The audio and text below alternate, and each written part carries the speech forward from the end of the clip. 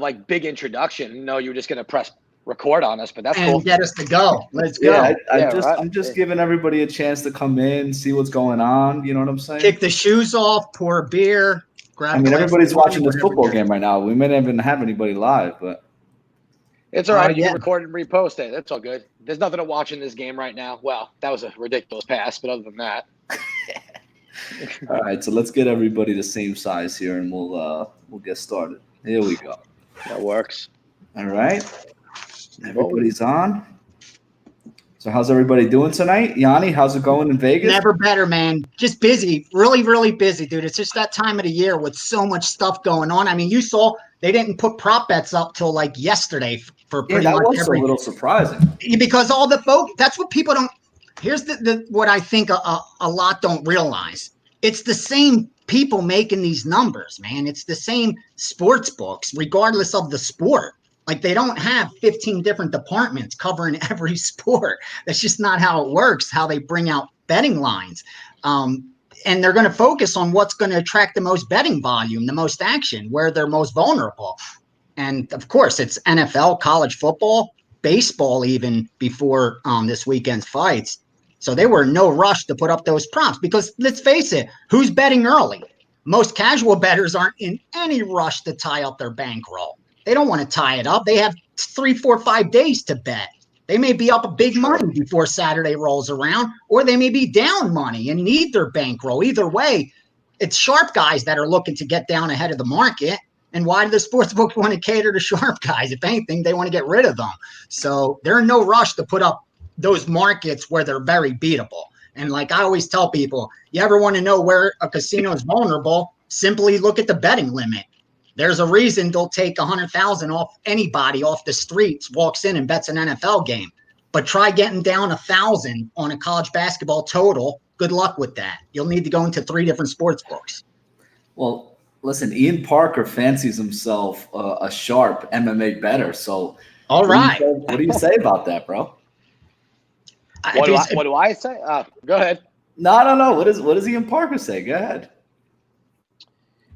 What do I say? Well, first off, Gianni, I give you a lot of credit. I know you've taken a lot of heat and stuff for the Contender Series, and so far what you've done. And I will tell you, I think your best work was the last couple of weeks on the show. I felt like you finally got a little bit more comfortable within the sport, and it really showed. So I want to give you credit for that. As somebody that's been in the MMA world for quite some time, and especially in the MMA betting world as well. So kudos to you on that part of it. I know that probably wasn't an easy adjustment from where you were. Honestly, I'll be honest with you. With the Contender Series, here was the issue that I had, especially early on. We don't bet those fights. The limits are low. The lines swing too much, and it's simply used to scalp. All the bets that I make are almost always analytics driven, data driven. And when these guys got 4 fights against opponents that had 2 fights or 1 fight or no fight, you can't trust the data. The sample size is so small. We're all guessing. And I don't make money guessing. So what I try to do real quickly is, and here's what I told them. I can't tell you who's going to win these fights. I don't even know these guys.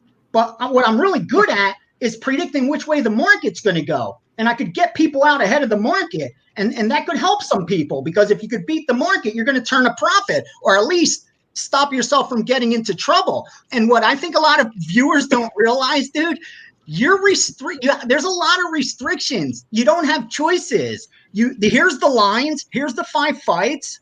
Pick one. That's what and give us a 60-second promo.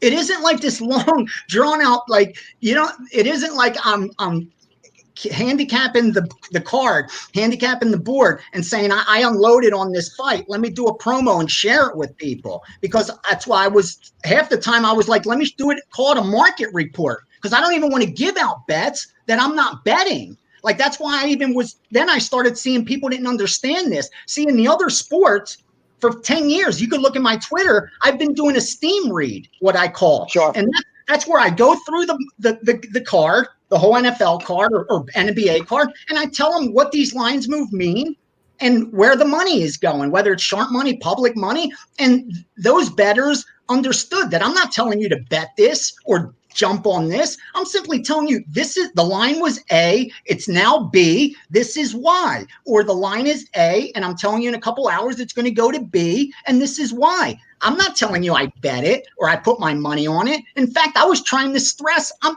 not betting it. The 1 week that I even said things have changed, I made a bet this week, and I got lucky at one. I don't credit it like it was skill, but the truth of the matter is, like with that, it's a totally different story.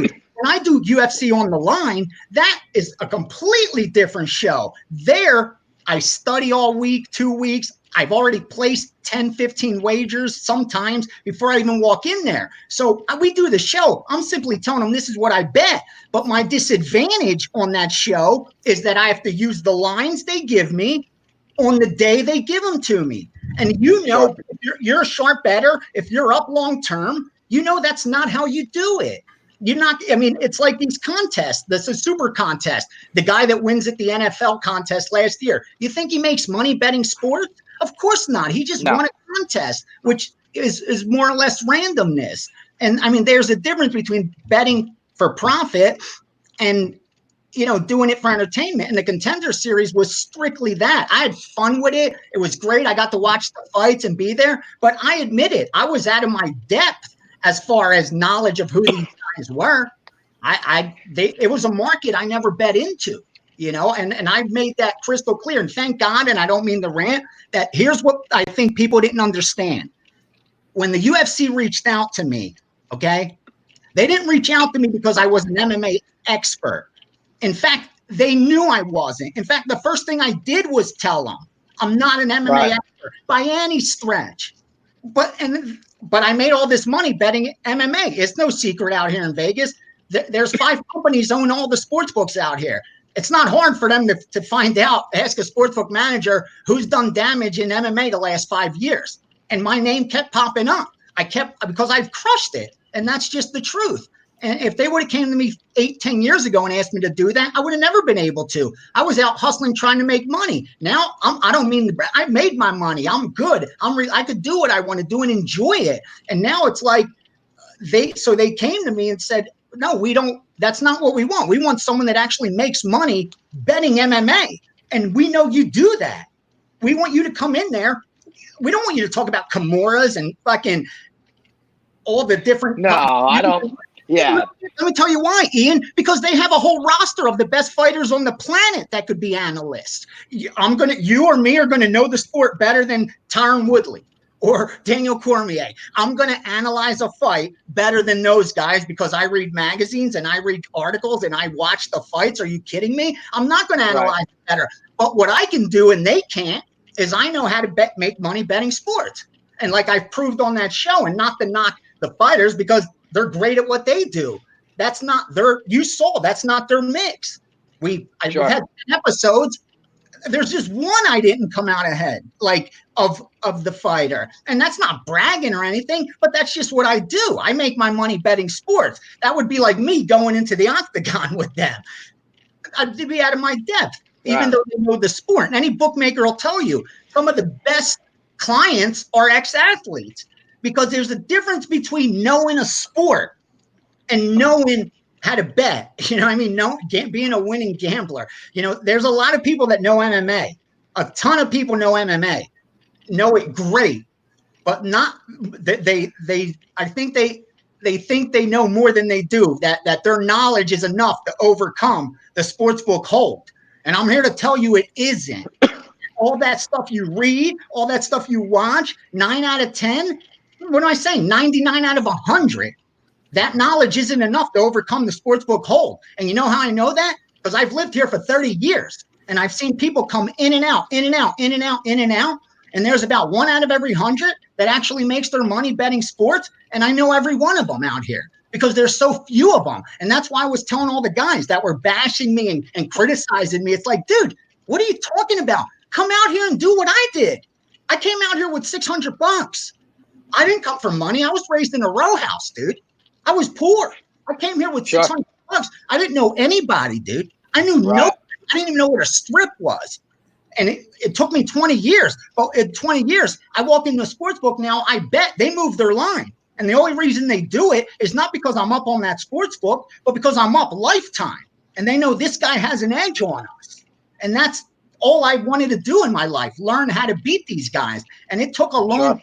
It's not easy. So that's what I bring to the table. And a guy like yourself, if you know the sport so well, you would be foolish not to try to pick up some nuggets about gambling. For me, that could help you be a better sports bettor. Like I try to pick up nuggets about MMA from you guys. I listen to you. I listen to you and Anik, the podcast every week, because you have appreciate that sport. You know the sport, dude, better than I do. So I want to pick up stuff that I could learn to make me a more efficient bettor. I'm not going to knock you. But real quickly, and guys like yourself that are talented, the worst thing you could do if your goal is to get signed by a company like that and get an analyst gig like I did, the very worst thing you could ever do is go online and scream at that company, that a $4 billion company, that they made a fucking mistake and that you know better than them and that they should fire their choice and come out and pick you and hand you his job. The guy that they chose offered him a contract, and you're going to tell this $4 billion company, you guys don't know what the fuck you're doing. Get rid of him and hire me. Do it with merit, bro. Go out there and kick some ass and everyone will know your name. It took me 20 years. It may only take you 2. You know what I mean? But that's all I'm saying. Like, again, I don't know MMA. You're not going to learn nothing from me about MMA. The only thing you're going to learn from me is how to make money betting sports. And fortunately for me, that the MMA market is so new that it's so beatable. In every other sport, I've been betting for betting syndicates and wise guys for over 2 decades. And long term, the very best, the Billy Walters in NFL, the coach kids of Major League Baseball, the poker kids who do pretty much every sport, their return on investment long term is 5% because they've got about a 10% edge, and the hold for the sports book is 4.5%. So they have to overcome that 4.5%. And they have about a 5% edge long term. Out of every $100 that they bet, they expect to make $5. That's their edge. That's it. That's not that great. You know what I mean? And these are the best at what they do. In MMA, because it's a weak market, it's about a 10% edge. But the downside is the limits are low. So you can't make as much. That's why a lot of the bigger betting syndicates don't get involved betting into MMA markets. And instead they use it to scalp and earn because it's so easily manipulated. You know what I mean? It doesn't take a lot of money to move those MMA lines. So again, I don't mean to rant or take over the show by any stretch. I just wanted to make myself clear, dude, because I respect you, you know, and I love what you do. And I was shocked when someone like you came at me from that angle and not the angle of, dude, okay, obviously you don't know the sport as well, but maybe you know something about gambling. I know the sport very well, and I also do well gambling. You know what I mean? Like, I would think that if someone's a sharp bettor, all they have to do is spend 5 minutes with me, and they know what I'm sharp. Like, what I'm saying is, after I place 5 bets with a casino, they know whether I'm a winning player or not because of when I placed my bets and whether I beat the closing number. It's like blackjack. I'm an advantage blackjack player. They won't kick me out because I'm up money. They'll kick me out because I bet at the right times, regardless of the result, whether I won that hour. If they saw that every time I had the edge, I placed big bets, and when they had the edge, I placed the most minimal bets or didn't bet at all, they know you have an edge over them. That's how they determine who's the winning players. You know what I mean? It's the same thing with sports. After I placed 5-10 bets, most sharp guys could tell, okay, this guy knows what the fuck he's doing. He's a threat to me as a book. Either he could beat me to the move so I could use him as an asset and piggyback his stuff, or I can't use him, and most just drop me. But that's what shocked me, that all these so-called were supposed to be the kings of the MMA betting Twitter. And I'm like, these are the guys you all look up to, and they can't tell that I know what the fuck I'm talking about when it comes to betting sports. Are you kidding me? Like, that's the one. I don't think. Well, anyone across, they're not going to tell me anything about sports betting. I don't know. I've bet for the most respected and profitable guys on the planet, and not because I'm lucky, because I grew up around the right people, dude, in the right neighborhood with guys that did that. And that was my career path. I don't know anything else. I don't know nothing else, but I could make money betting sports. That's it.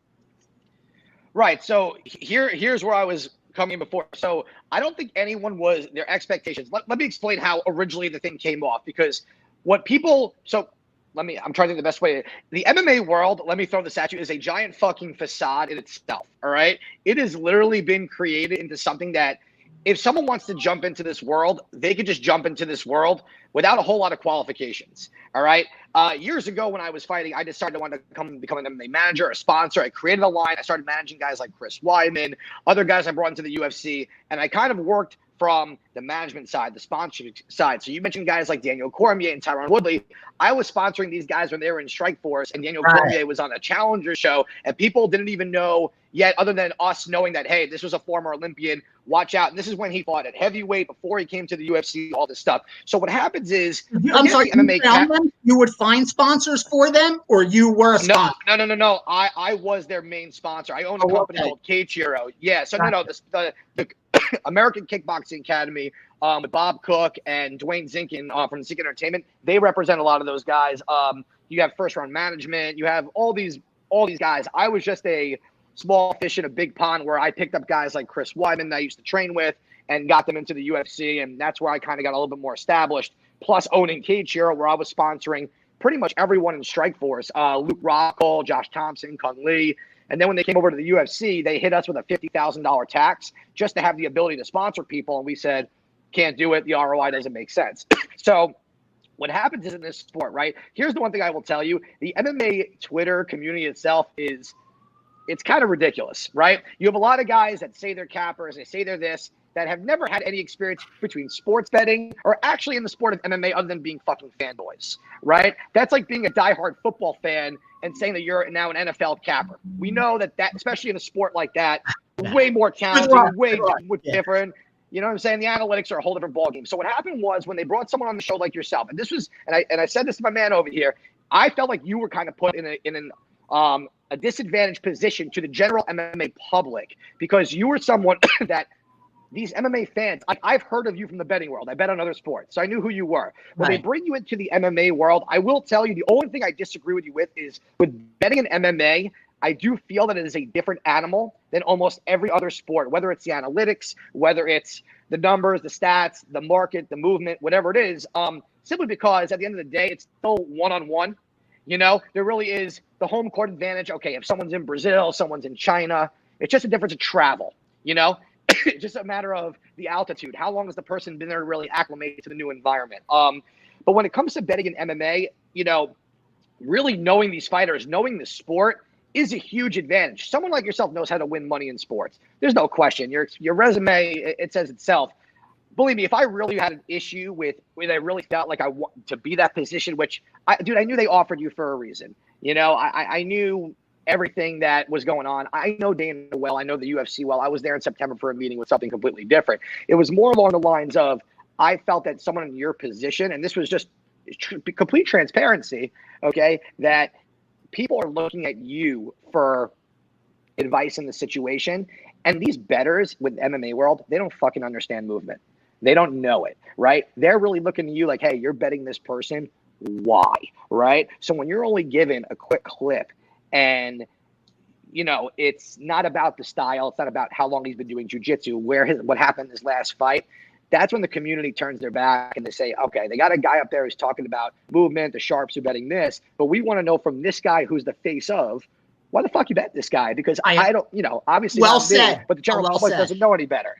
No, Ian, you know what I'm saying? So it wasn't really, you know. So I don't forget this point, and I'll stop and let you continue. But you're 100% right. The only thing I ask the people to stop and understand is we're making television. That sure. It's not a podcast. It's not where we have 2 hours and we could discuss things and converse.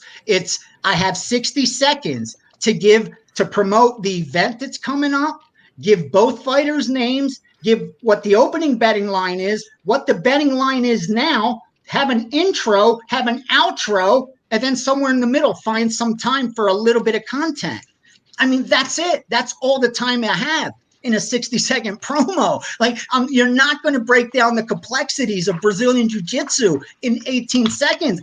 Just, I don't think anyone could do it, no matter how knowledgeable they are. Now, on the show On the Line, you're right. If my analysis there is elementary, what have you, then you have an argument there, and we may disagree, but I can understand that point. But as far as those little promos, the 60-second promos, just stop and take a step back and realize this is television. Like, these guys have a very small limited time. The social media on, that we do for Instagram, the time limit's 59 seconds or something like that. So if I go a little long, we have to redo it. Like, I get the guy's name off wrong, redo it. So you're trying just to get something out there, man, and get your pick out there, especially if it's a pick and you're not just doing a promo and sharing information and stuff like that. But I understand what you're saying, that if someone's branding you an expert and you don't come off as an expert immediately, then they're going to question it, especially if they don't know you for years of proving yourself to them. I understand.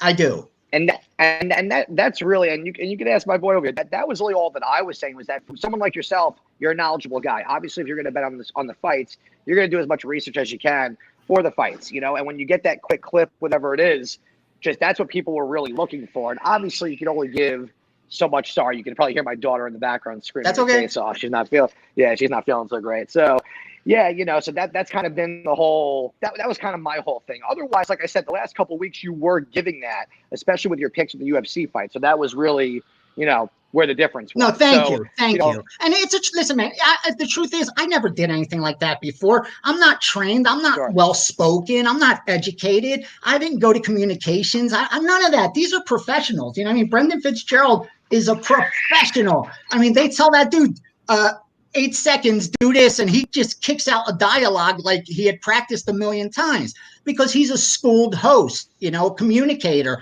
I'm not, this is a learning process for me. And thank God, like, the UFC's been so patient and nice about it.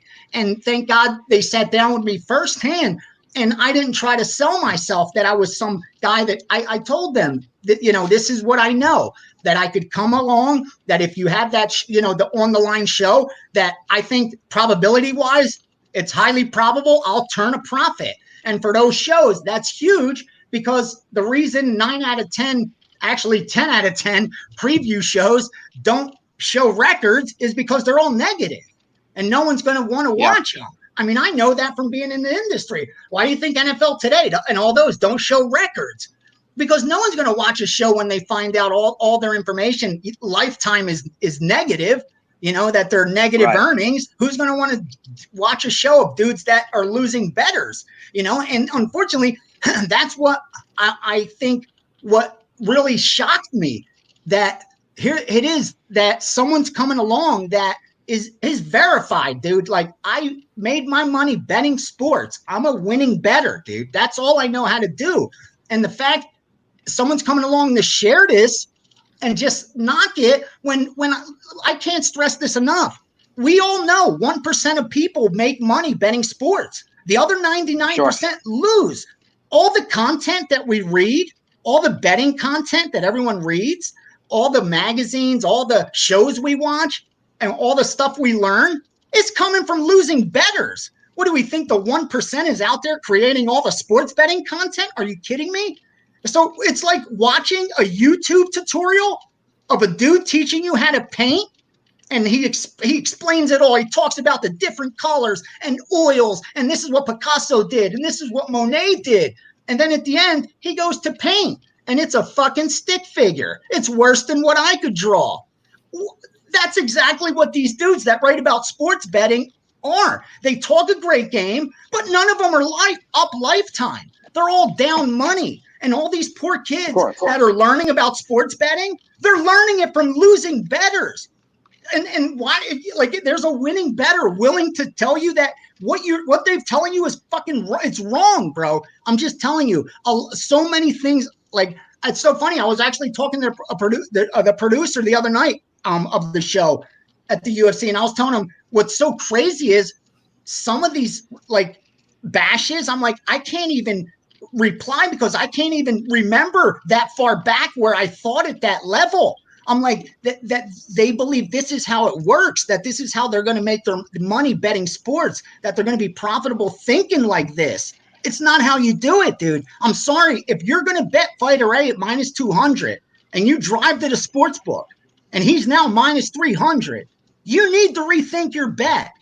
If you blindly go up there and bet him at minus 300 without even reconsidering it, you're going to go broke betting sports. Nothing's going to stop that from happening unless you know that fight's fixed and that dude's going to win. Oh, no. So it doesn't matter that the line moved. 100%. Well, I'm saying if you don't have that inside information and you don't understand that concept, that price drives value, and if you don't get your money in good, you're not going to make profit long term. These buildings aren't big and beautiful because they just give it away, dude. The hardest thing to do is take money from these people. They're not just going to give it to you. And what I'm telling you is that 99 out of, I'd probably say 100 out of 100 dudes that were bashing me are negative lifetime. They're not even even. They are negative lifetime, bro. Negative. Well, I'm not talking about. I'm not talking. Dude, don't tell. I'm not talking about units on some sites. Oh, no, because I could be up units. Because when you lose 100 units, you don't lose sleep. You wake up the next day and your money's still in your pocket. Your wife's not pissed. Your kid's still eating, and the roof's over your head. And you know what? You could bet 100 more units the next day. But when you're betting real money, it's a little bit different because now you got to take it out of your pocket. Now it's your bill money. Now your wife's here. Now it's your job. It's a little bit different. Those are the guys that I will take criticism from. That guys that actually take their money out of their pocket. I don't care if they're a $5 bettor, but they're actually profitable. Then sit down and let's talk. But if you're negative lifetime and you're going to tell me that I have no business talking, having the UFC put me out front and branding me as a winning MMA sports bettor, then you're fucking nuts. Because I'm one of the few guys walking the planet that legitimately are. That I don't work because of that.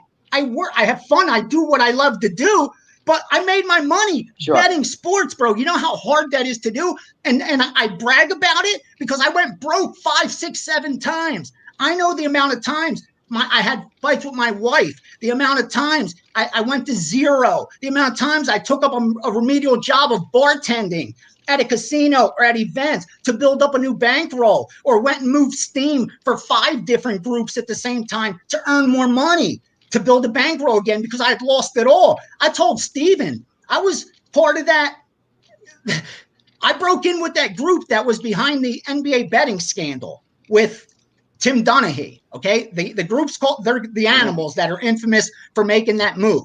I grew up with them in that same neighborhood. That's who I started betting for.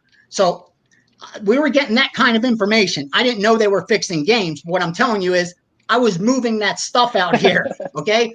And even with that kind of winning information, Ian, I managed to go broke.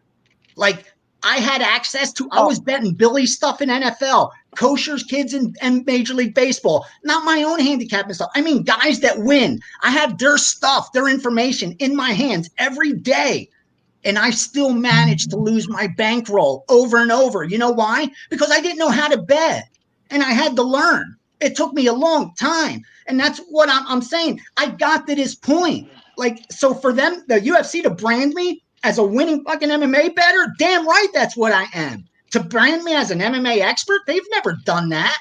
They brand me as their Vegas expert. No, they never went out and said, this is our MMA. They never said that. That they never even pushed me like that. They simply put me out as branded as, he's a winning sports bettor, dude. And guess what? He made a lot more money in MMA than any other sport. And we're going to bring him on and see if maybe he could share some of that, or maybe you guys will like some of that. That's all they did, dude. They didn't ask for money. I didn't sell a single fucking pick to anybody. I didn't tell them, go to this site and buy that. I did nothing. Every video I do, every piece of information I give out is out of the kindness of my fucking heart, dude. That's what bothers me. It's time out of my day. And it's like, you're going to bash me on top of it. And I'm like, we don't even have to put this on. You could we could start this over, whatever. I'm just talking to you guys because I respect you. You know what I mean? Like I said, no, I was a fan of yours before we even, ever knew each other by any way. Like I listened to you. Sure. And Steven, I was so impressed by him and CG. I said, dude, these are smart fucking guys. These are really smart guys because they're seeing all this stuff going on. And instead of jumping on top and getting a like because, hey, his teeth are so white or he looks like this or instead of coming up with some creative nonsense of making fun of me, he said, you know what? Let me reach out to this guy. Let me get him on the podcast. Let me see what he has to say about all this negativity coming his way. And maybe he does have. Look, I was like, that dude's he's sharp. Here's what I will tell you. Right. Here's what I will tell you. The one thing that I don't buy into is people taking shots at the teeth or whatever, the voice, whatever. That's not something that I don't participate in. I can't help that, bro. I spent $60 grand. I had the worst teeth on the planet. These are veneers and titanium implants. I never saw a dentist till I was like 30 years old, dude. I come from my family. My parents were born in Greece. I'm first generation, bro. We didn't go to dentists. I'm an immigrant. I'm sorry. Dude, you got beautiful teeth. No one's here to question the teeth. You made a good move. You got a wonderful smile. Listen, here's what I will tell you, right? In the MMA world, you want to know what the biggest issue in general is. And this is something that, just to give you a heads up, and I wish we spoke, and I said this to Steve before you ever went on the show, whatever it is. I do too, Ian. I do too. No, it's all good. The reason why the MMA world talks the way they do, they speak the way they do, they feel like they have a voice is because everyone is way too reachable. And the MMA fighters, right? Because you don't see NFL players that are told that they fucking suck on a weekly basis. You're right. They're so accessible. You don't see them responding. They're so accessible. Every MMA fighter responds. Dana White even responds. Well said. A lot more. You don't ever, and I think that if the sport, and this isn't a knock on Dana. Dana and I have known each other for a while. I love Dana. It's more along the lines of once this sport is really looked at the way the NFL is, MLB, and the fighters don't feel like they have to prove something to these internet trolls, these fans, whatever it is, you will see such a difference in the overall Twitter sphere, in Instagram, everything, where it's more about, hey, what can I learn as opposed to what can I hate about it? I will tell you, I'm super jealous of the position that you have with the UFC on that because I fucking love it. It's the best role ever. You get to do your thing. You get to talk about, bet on it. And like I said, I think the biggest thing that, believe me, no one was going on there saying, oh, this guy's being put on as an expert. He doesn't even know what the fuck he's talking about. It was that I've never heard of this guy because I understand that. No, I do. I understand that. That was really the big thing. And what happens is that all these kids out there, all these adults that look for betting advice, even people that come to me, believe me, there have been times where, it was like, I think when Masvidal knocked out Till and when Wonder Boy knocked out Pettis knocked out Thompson, and I made those calls on the show, and as a joke, well, not a joke, I really did hit a big thing, and Anik and I live near each other, like, oh, I just paid the preschool tuition off of Pettis, this is great. If I miss one bet, if I lose one time, dude, apparently I fucking suck, I don't know what I'm talking about, my years of experience in the sport, whatever it is, and honestly, like with this week, I thought Andrade was going to beat Lee. I better. All right. Right, I bet Andrade, and I said the way Lee wins this fight is if Andrade just go in there with her chin up and fights reckless and doesn't go for the takedown, and that's literally what happened. My one fear, and I had some guy write to me. He goes, "It baffled me that you really liked Andrade," and I said, "Okay, it baffled you. Do you want an explanation?" He goes, "Yeah. I want to know how the expert got this wrong," and I said, "Well, if I went 100% of the time, bro, I'd be somewhere else for sure. Number one, number two." When Lee's biggest competition has been Tisha Torres, who just got dominated by number 9 or 10 Marina Rodriguez, and Andrade just fought top 7 forever in the UFC, and people are saying it's unfair that Andrade even fights at 115, weird for me thinking that at minus 165, someone as dominant as her is going to get knocked out in the first 42 seconds of the fight. But this is fucking MMA, They're wearing 4-ounce baby gloves. Anything can happen. Believe me, do you think anytime my coach Matt Serra was going to knock out GSP?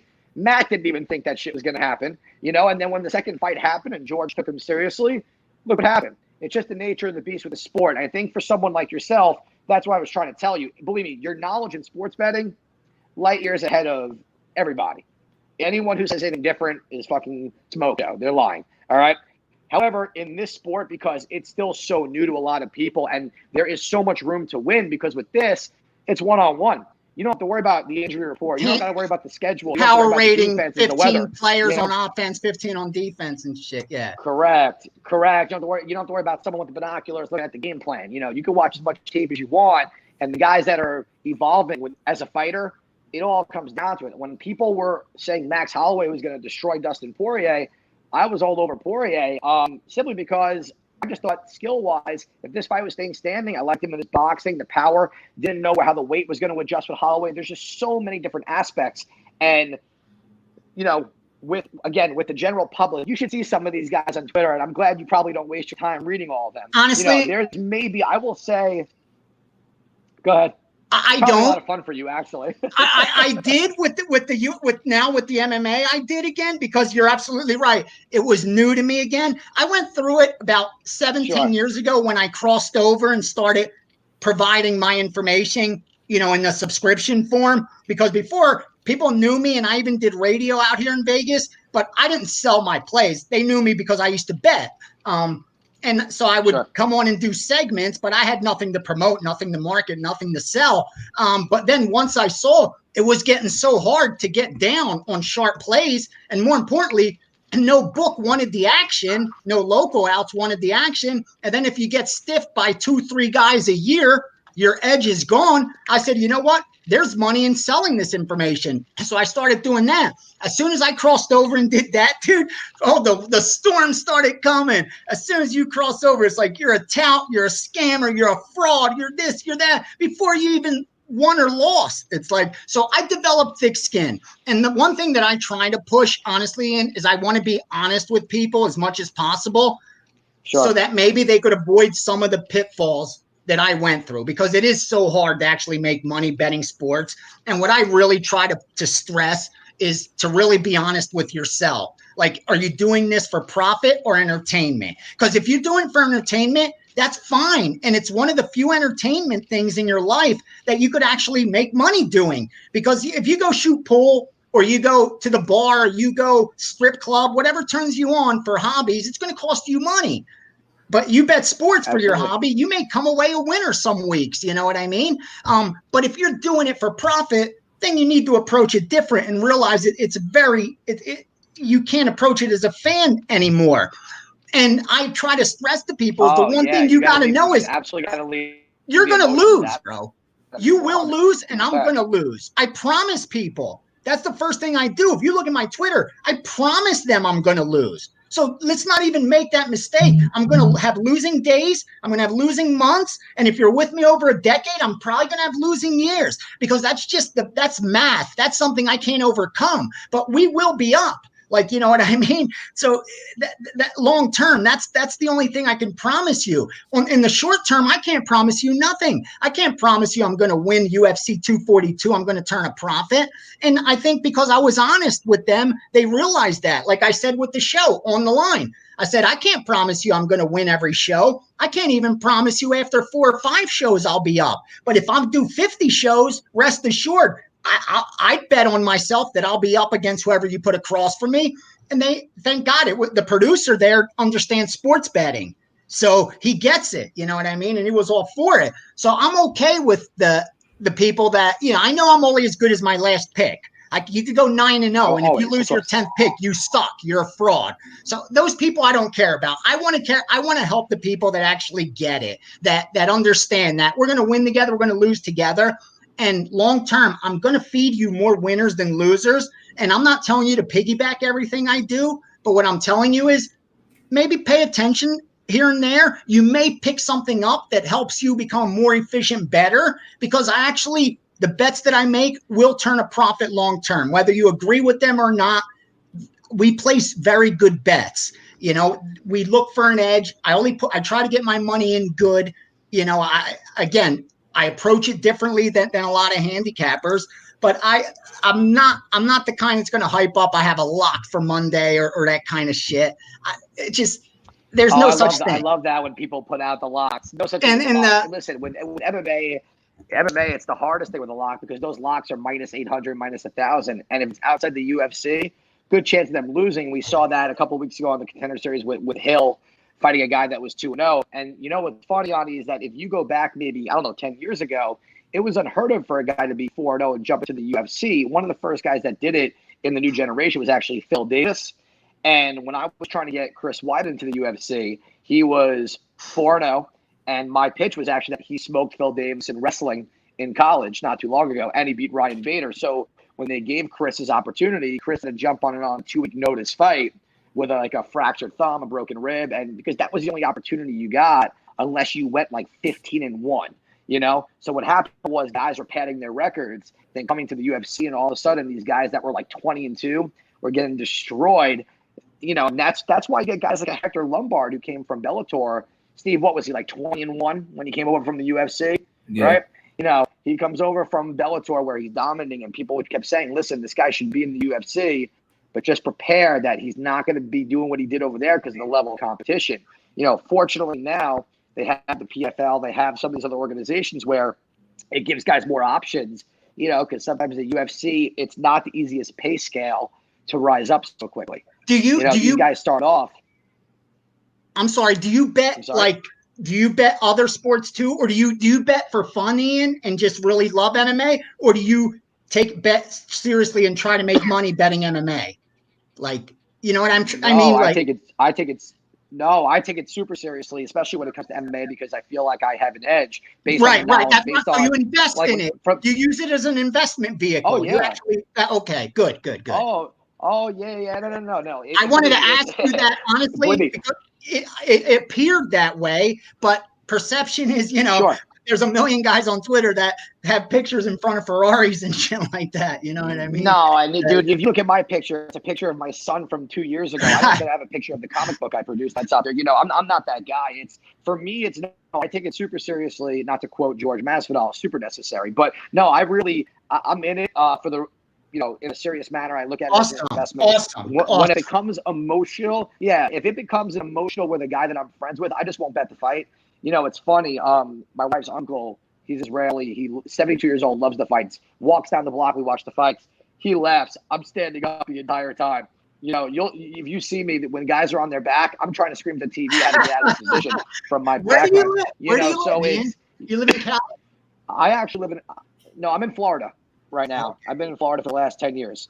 Yeah, so Anik and I actually live 5 minutes from each other. So that was how we kind of, I was able to hop on with him and all that stuff. But I'm from New York all my life, and I moved down here because my wife was from here. But Anik is the fucking man. I feel terrible for him because we were preparing for this hurricane that never hit us, and you got to go through all the motions and everything, and then to not get. I mean, I'm glad we didn't get hit, but then you got to get on a flight to Abu Dhabi.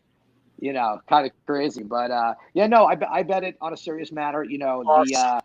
The funny part when it comes to this sport is, I try to tell guys that reach out to me for advice, stop betting on every single fight, stop betting because you're bored.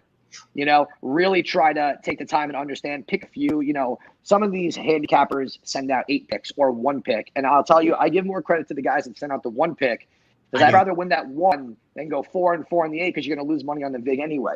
So it's more along the lines of, and it's fun because I love parlays with MMA. For me, it's the only way to really grab value on some of these heavy favorites. And if you lose, you don't really risk a ton anyway. And I love hedging when I get to the last leg of the parlay. It makes me feel like I could actually watch the fucking fight at the end. It's just, I will tell you with this sport, the way people are really having trouble understanding is that watching tape is not enough. Especially when it comes to the sport, you can watch 5 fights. Steve and I were talking about this before, how there are fighters that guys are favorites and they're underdogs, and people don't understand. If you go and see the style matchups, it always comes down to the styles. This is something I really enjoy when I speak with Kenny Florian, is that when you just really understand the style of matchups and you see the guys that evolve and really change certain things, like people have been asking about Barboza and Felder, right? And I'll give you a general thing of what my biggest take on it is that I don't really see the fight being that much different than last time. And I think people really think that because of Barboza gets to a certain level and then he loses, well, that certain level is always a really strong wrestler. And Barboza's biggest flaw has always been off his back once he gets taken down, because then the leg kicks get taken away and everything that he's really strong at he's now playing defense. You can't win playing defense the whole time when you're really not that offensive off your back. So in this type of fight, I don't know if Felder has really evolved as much or added any more tools. In his fight against James Vick, I just thought Vick was too hesitant. I love Paul Felder, but, a lot of people were like, oh, we love the underdog odds of this. And I said, weird, because I can't believe Barbosa is riding this low right now on a matchup that I don't see why everyone thinks Felder has magically gotten that much better. Right. It's but people want to believe what they want to believe because they're fans. They try to, convince themselves, oh, this guy's speaking really well in interviews. Who gives a fuck? I want to know how he was doing during that weight cut. I don't care how the fuck he talks to the media. It's just, and you learn a lot. And if you could really learn from your losses, that's the biggest thing with MMA too. If you could really learn from your losses, you even get better as a gambler with MMA. Honestly, some of these guys don't ever change up their. Yeah. One of the most important things I've ever heard, honestly, that people don't talk enough of, because that's the only thing you should be doing after you place your bet. When the result, don't care about the result. Look at your bet and try to really be honest with yourself whether you placed a good bet, because a lot of times it's nothing more than a product of good luck. Meaning, look at your ticket, look at the betting line. Did you bet it at a good time? Meaning, did you have minus 200 here and the line closed minus 150? Even if you won, you got to learn from that. That wasn't a great bet. What did you do wrong? Because you ended up laying 200 when you could have laid 150. And if you keep doing that, it's going to cost you long term. You know what I mean? You can't make money betting like that. So I think that's one of the best takeaways, actionable takeaways, that bettors put, rather serious and recreational, put too much stock in the result. And I always say the result is a product of randomness more times than not. I mean, let's face it, when you leave it up to judges, three of them, and you're not sure how they feel that day, what they're looking for, if they're paying attention to that particular fight, or if they're texting, or if they have something on their mind. Seriously, you don't know these things. So a lot of times it's the product of randomness. So if the result's going to be a product of randomness, what you have to do to turn a profit is get your money in good where the market's inefficient. Because if you're trying to predict random results, good luck with that.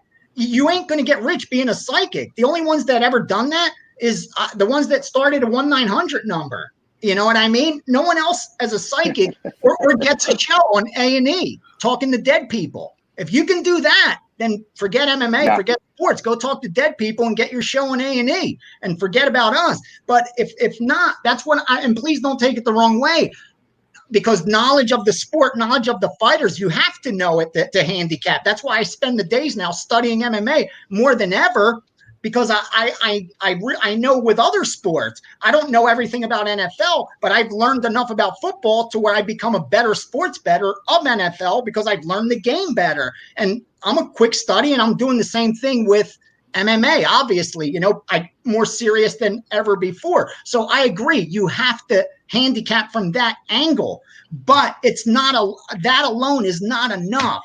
Like thinking that your knowledge and watching. I mean, we already know that eyewitness testimony is the least reliable. Your eyes. I mean, that the courtroom tells you that's been proven. The least reliable is eyewitness testimony. Like, you can't trust what you see. We're swayed by perception so much. We're swayed by what the host is saying. We're swayed by what the color commentator is saying. Sure. We're swayed by the crowd. I mean, so many things are happening that to think you're going to, arrogant, that's people are arrogant enough to think that their knowledge of the sport is not only enough to overcome the built-in edge that we know the sports books have, but that they're going to beat these guys as well. I mean, slow down, dude. Slow down. It's not as easy as that's all I'm trying to say. I'm with you on this, and and you're good. And I'm going to leave it with this. Sport, it seems like, and it's a lot harder than just saying, I think that guy's going to win. Being able to do that isn't going to make you rich betting MMA. Believe me, listen, and I'll leave it with this because one of my kids is sick, and we're going to have to do a part 2. And by the way, Yanni, I really appreciate the time. You're the man. The pleasure's mine, man. Thank you, bro. Seriously, I was so looking forward to this because this was cool. You're a guy I could learn from because you actually know what you're talking about. You know what I mean? Like, listen, no, and vice versa. That's why totally I want criticize. Like, I'll take criticism from someone I respect, but I don't care about criticism from someone I don't respect. No, look, you got. Listen, believe me, everyone has to learn from it. Here's, like I said, I'm not the one that's coming at. I'm not. And you can ask Steve. It's not a hate type of thing. It's none of that stuff. Put it this way: we are all in the world. We can all work together. We can all educate each other. And if people, believe me, it happens to me every day on Twitter. And listen, how many? It's funny. I run the social media account for the Anakin Florian podcast, and one of the guys that follows me kisses my ass every week. He wrote a message directly to it saying, "Hey, if you ever need someone to come in for Ian one week, I probably would be better than him," right? So I wrote, "Thanks, dude. I got it covered. I'll let you know when I need a replacement for myself." And he wrote, "Oh shit, I'm sorry." He goes, "Hey, you can't hate me for not trying to get 15 seconds of fame." I said, "No, it's cool." I said, but the way to do it is by posting your picks online, giving a reason why people should buy into you, believe in you, not just saying, "Hey, look, I could do better than this guy in a DM that no one's gonna check but me." It's the best. And here's what I will tell you. That's why I was saying, I know your position was super hard. I said it to Steve. I can only imagine, Thank you. Being put, especially in a sport that, as you've openly been transparent about, you're not the most comfortable in, or you haven't been in as long as the others. Do I come off as a dick? Right. I'm not trying to be, dude. I'm not trying to be an asshole or arrogant or dick. No. Do I rub them the wrong way? No, listen, what it is that everyone wants to stop because everyone thinks they know MMA more than the next person. It's when you listen, if you were to take these handicappers, right, and you were to literally say, "Okay, tell me, what's your reason why I should pick you?" They're going to say, "Oh, I'm tracked on Bet MMA Tips or whatever the website is. I did this unit." And that site, although it's a great site for tracking, that doesn't, listen, we all know that you can go 10-0 1 week, 0-10, and you could be the best brain out there. It's not about that. For me, the things that I used to make mistakes on was that I used to just bet too many fights because I was so overly confident. Then I said, you know what? All I'm doing is giving myself a fucking disadvantage. So I tightened up a little bit. I would do a parlay, a few fights. And then if I was up, I'm so guilty. I'll do a 12-fight parlay all day, every day, but I know I'm going to probably lose it. But a lottery ticket. Hell yeah. I told you, man. Hell yeah. Oh, dude, you should see this. You should see this NFL parlay I have going right now. It's fucking. You gotta go There's no way it's hitting, bro. How else are you gonna find out? You ain't. That's the only way to know if you're lucky that day, baby. You got to put it in. You'll never know. 100%. So right. So listen. On that note, guys, this was awesome. Yanni, again, thank you for the time, man. I appreciate it. Let's be in touch. I wish we covered all the fights because I'd love to hear your insight. I mean, I already did, but I'm saying you always listen to the Anakin Florian. That's what I'm saying. I listen to it all the time. I get his insight all the time, and I'm sure everyone else did. But I just appreciate, and Steven, thank you so much for letting us have this talk, man, on your show and hijacking it. Well, Yanni, I appreciate it. Your show. I do. Listen, Yanni, if you want, man, you can reach out to me directly. We could definitely talk about the fight. Thanks, Ian. Thank you, bro. I'm going to do that, dude. I'm going to do that, bro. Seriously. By all means, no problem. And Steve, good job hosting. You didn't have to say anything, and you were a great host. Look at that. At one point, I don't you just think sit there, look pretty. It's awesome. 40 minutes, bro. It was about 40 minutes. I didn't say anything, but I do appreciate you guys coming on. I think you messaged me. That was man. This was awesome. Definitely let's definitely do this again. This was great. Thank you, Ian. No doubt. I'll talk to you guys soon. All right. You got it, guys.